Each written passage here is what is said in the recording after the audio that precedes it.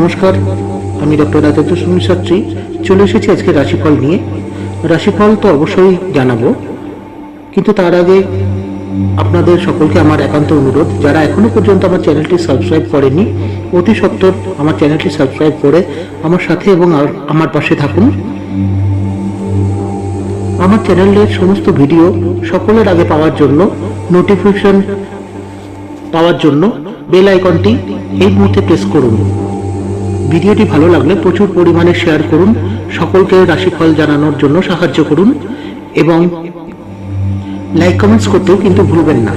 চলুন তাহলে জেনে নেওয়া যাক আজকে আপনার রাশিফল কি বলছে। রাশিফল 19/4/2025। মেষ, কাজের জায়গায় কথার নিয়ন্ত্রণ রাখতে না পারলে ক্ষতি।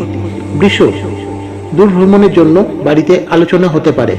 মিথুন, সংসারের জন্য যতই করুন না কেন বদনামের ভাগীদার হতে পারে। কর্কট, খুব কাছের মানুষের থেকে আঘাত পাওয়ার সম্ভাবনা রয়েছে।